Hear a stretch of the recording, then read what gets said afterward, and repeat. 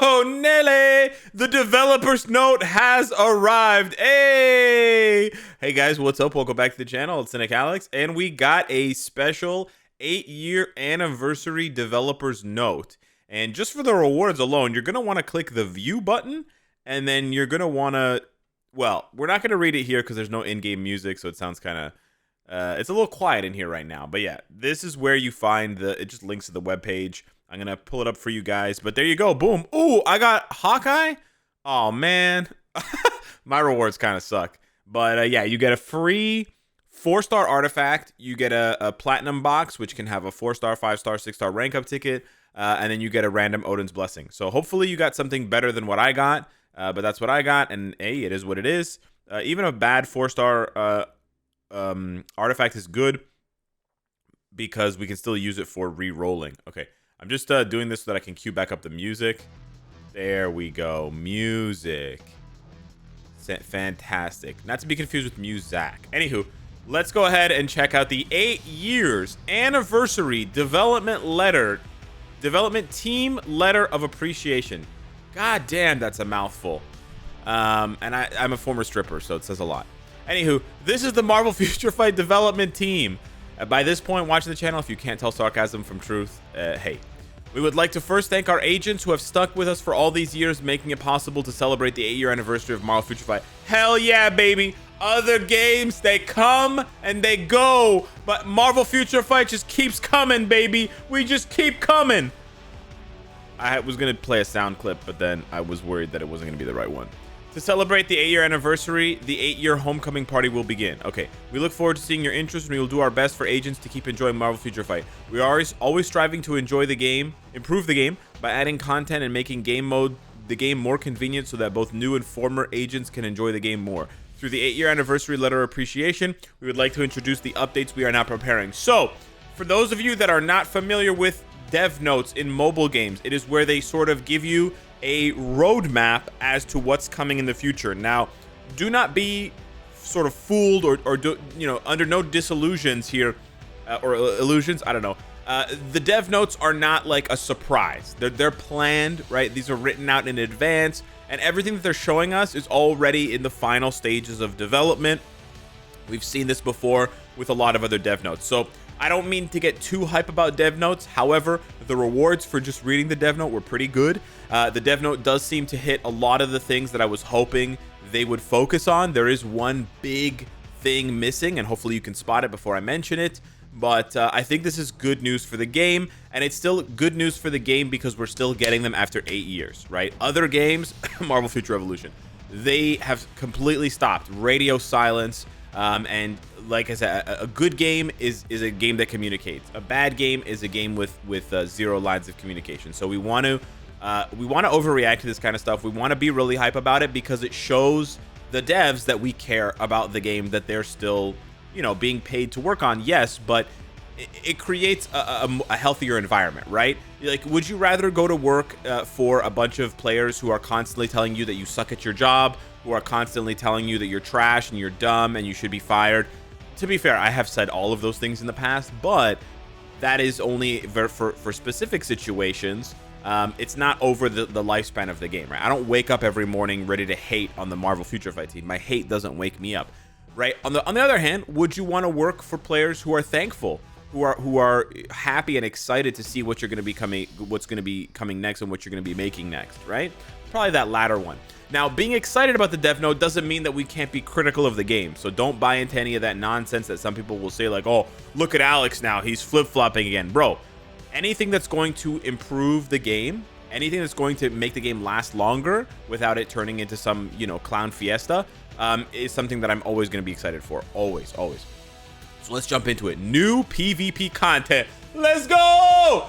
Yeah, currently there are various PvP game modes in Marvel Future Fight, and as we know, many of our agents are concerned with Timeline Battle and Conquest. Yes, they kind of suck.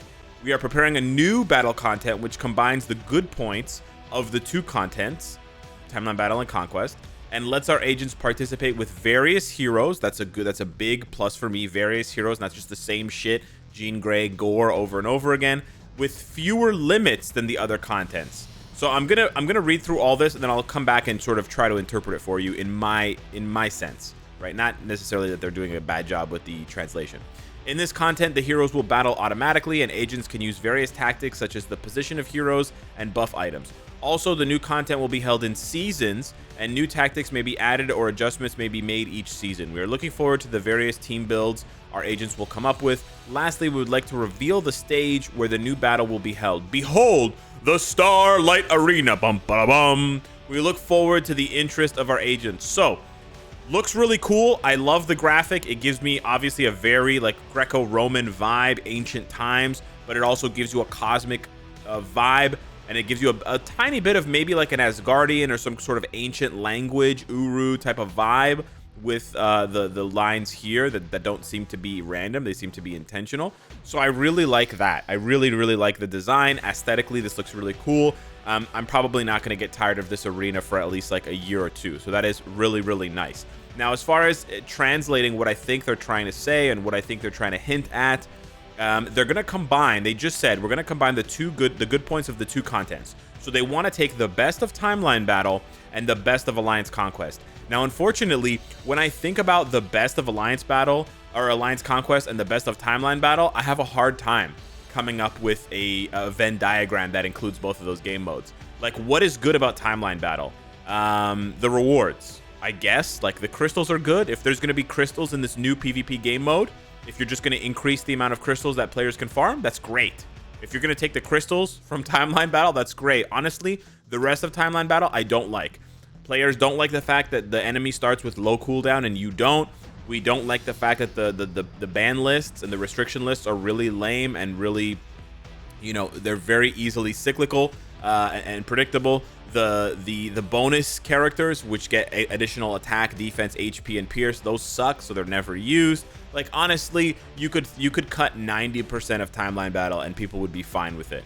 You know, it's not a very well-liked game mode in its current form, so I kind of struggle to see what they're going to take from Timeline Battle. And then Alliance Conquest. I'm also kind of struggling to see what they take from Alliance Conquest. Alliance Conquest doesn't even have good rewards, right? It has okay rewards with a chance to high roll a really good reward. Like, sure, you can get a CTP from Alliance Conquest once a week, but you're not going to. The gold in Conquest is good, right? You can get up to 8 million gold every week. That's not bad. That's an extra 1+ million gold per day. And then the only other thing I like about Conquest besides the gold is the fact that you use your whole roster. But that's it.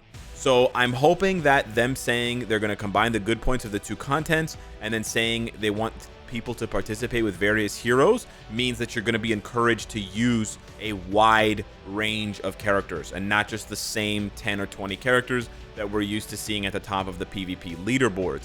And then with them saying that there's going to be fewer limits than other contents, I find this kind of confusing. Because what exactly is the limit on Timeline Battle? There is no limit. You can literally refresh infinitely the number of fights you have and that sort of thing. So there's really not a limit in Timeline Battle. For Conquest, I understand that there's a time limit. There's a 2-hour window 3 times a day. So if they're going to get rid of that limit, that's excellent, because that's honestly the most dog shit design principle of Conquest. So, you know, the thing that worries me about fewer limits is that, you know, the whole issue with Timeline Battle, not with Conquest, but with Timeline Battle, is that there are no limits. It's literally, you almost can use the exact same team every week because the restricted lists are so pathetic. And so because there's so little limit, you see so much repetition in teams, and you see so many copy-pasted teams, and you basically fight the same team every single week, and it's very boring, and it's very monotonous. So fewer limits sounds like more monotony, because if you let players use whoever they want as many times as they want, then they're just going to do that. Now, if they let you use whoever you want, so there's no limit like Timeline, but you can only use them once per day like Conquest, that would be a very good, nice sort of combination. Because, yeah, you can use your Jean Grey team, but you can only use her for 1 win. And you're trying to get 10 wins a day, so you're going to need to come up with 30 unique teams. That would be very, very exciting, but we'll have to wait and see what it is. I do like the idea of using the position of heroes and buff items. It makes it sound like there's going to be some sort of grid gameplay, which is something we've seen explored recently in stuff like Timeline Survival. I know that game mode is not very good, but I love the board aspect, and I love the fact that you move your character around and the position of your heroes matters. Like that's like a new dimension of Marvel Future Fight that hasn't really been explored. And it would be really cool if, for example, think about it in a turn-based game, or a game like Fire Emblem Heroes or Dragon Quest or whatever, where you have different rows, right? You have 3 different rows. You have like the front line row, you have the midline row, and the back line row. And the different rows will confer different bonuses onto whoever you place there. So logically, the front line row, right, the row that's closest to the enemy team, is going to be reserved for your tanks, your Luke Cages, your Doctor Doom, maybe not Doctor Doom, but the big beefy characters who can take a lot of hits, the Hulks, right, that can heal a lot, the Wolverines, etc. Then your midline row is for your damage dealers, who they apply some team buffs, they do a little bit of offense, a little bit of defense. And then your backline row, your backline of characters, is the ones that are the most fragile, but they can deal high bursts of damage, like your Spider-Mans, etc. Who sort of, in certain situations they can be tanky, but they're sort of like high risk, high reward, Punisher type of characters. So if they do something like that, that'd be really cool. Buff items just sounds like, hey, this is a Wales game. We're gonna make you guys pay for buffs, pay for revives, cringy stuff like that. I don't like that. But that's okay. We'll read into that. We'll see what that is later. I don't want to get too negative, just based off 2 words in a sentence.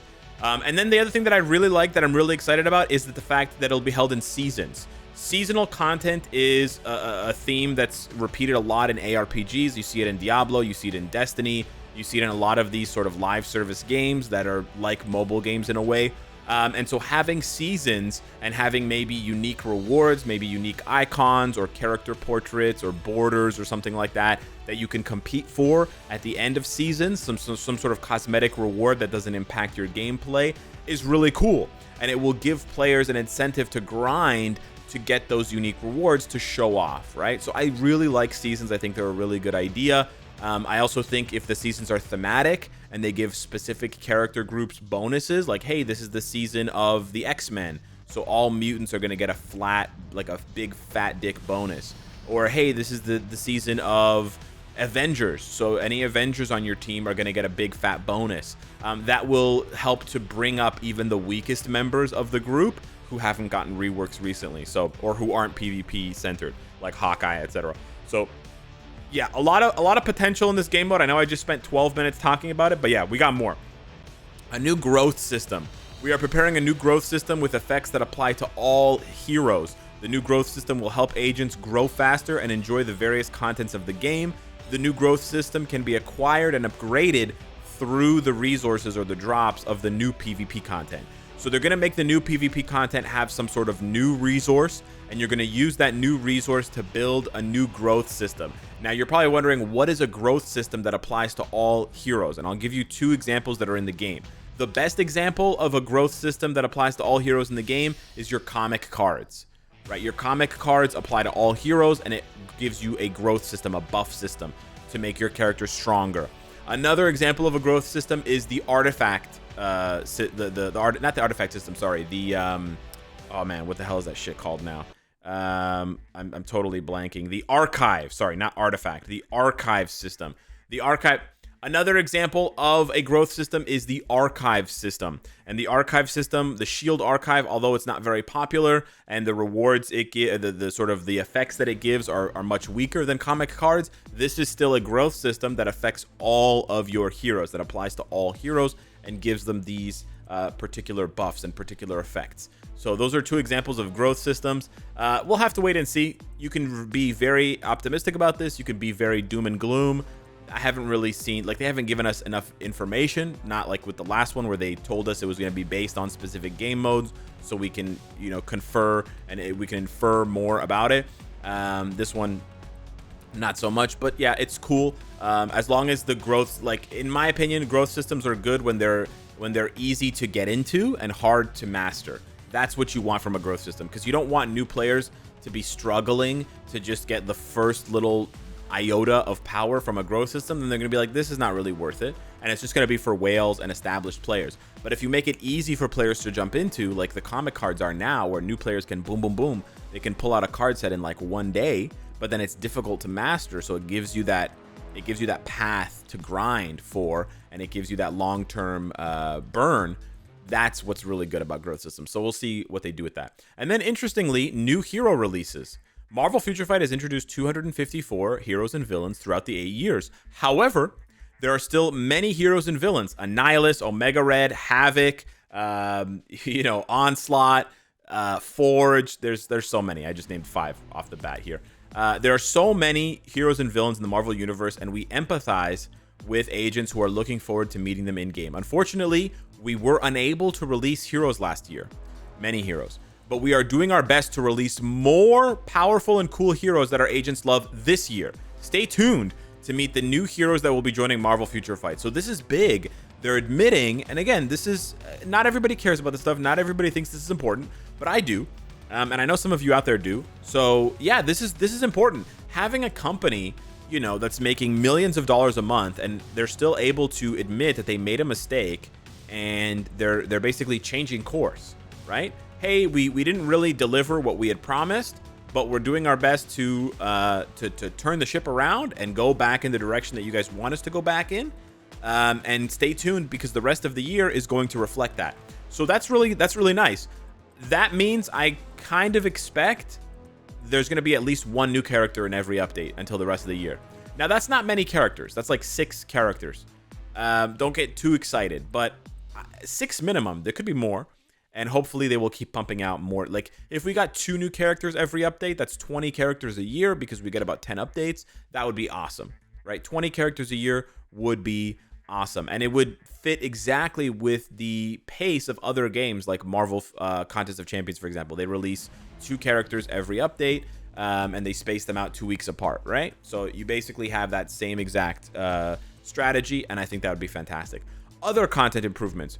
We are preparing a stronger world boss, presumably a legend world boss, where agents can use various tier 4 heroes that they have upgraded with great effort. Yeah, no kidding, it's great effort.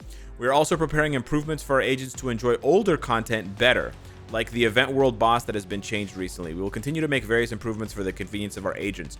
I don't like the fact that they're already taking credit for event world boss. Like, it released like 2-3 months ago, but they're taking credit for it now in the dev note. They should have something new here. Like, they are saying that they're improving, that they're going to bring back and improve other events, and that's nice, but show us one of those events or give us a hint rather than taking credit for an old one, in my opinion. Also, this leaves the devs wide open to a massive uppercut from players who are going to complain that, you're releasing content for tier 4 heroes, but we still have a massive grind to get tier 4 materials. So of course, I hope that this content coming out is, packaged with a piece of content or an update to an existing content that drops more tier 4 resources, right? More Carbonadium and more Soul of the Faltine somewhere in the game at some point. As far as getting new world bosses goes, I know we're all very excited for Kang, but I'm kind of the opinion that maybe after Kang, or maybe after, like, let's say Kang is the next world boss legend, maybe after him, or maybe one more after Kang, let's say Annihilus is after Kang, whatever, they should probably stop. I think 6 or 7 world boss legends is enough. I don't know if they want to do like 10 world boss legends and 10 world boss ultimates to sort of balance it out. I'm not exactly sure. But I feel like, 7 to 10 is really enough. It's more than enough. And they're better off putting those resources and that effort into something else. Like, I'd rather get another GBR than get another world boss legend. I don't know. I might be in the minority here. Correct me if I'm wrong in the comments. But I feel like, Jean, Gore, Null, Ultron, Mephisto, like a couple more added to that list, and I'm good. I'm good. Like, we don't really need that many more world bosses. I know it's the most popular game mode.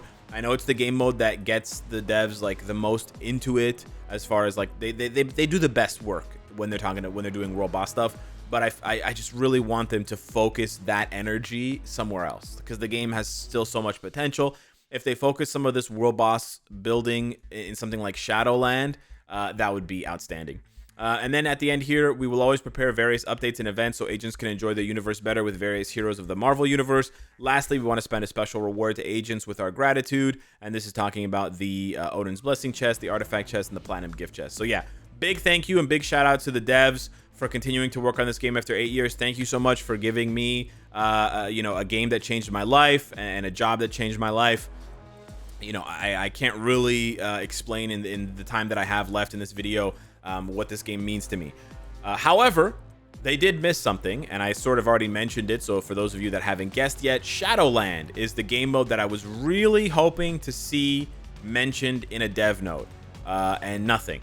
So I'm really hoping. Here's what I'm hoping. You know, I think this is the most realistic scenario. The realistic scenario is that the new PvP game mode comes out. It has, you know, it has content that really forces you to use your whole roster. The players love it, right? We really take to this new game mode. Maybe we're a little bit underwhelmed by the rewards, but that's honestly, that's totally a Netmarble thing. They always underpitch the rewards and then bring them up later to look like heroes. But yeah, I'm hoping that the new PvP game mode really emphasizes how much players want to play with their whole roster rather than the same 3 or 4 toys every day. And then that gives the devs the you know, the confirmation they needed to then go and rework Shadowland, because we really need, like I said, we really need evergreen content that uses your whole roster, which will of course then incorporate any new characters and characters that get uniforms. But we need it for both a PvP and a PvE game mode. So they're starting with PvP here. Hopefully they won't forget about PvE, and Shadowland is the perfect place for it. So yeah. Whew, 21 minutes. Nice. Hit me up in the comments down below. Let me know what you think of the dev note. Hopefully you got a better 4-star artifact than I did and a better Odin's Blessing. Thanks so much for watching. Smash the like button if you have some time. I'd appreciate it. It helps the channel. And I'll see you in the next one. Take care.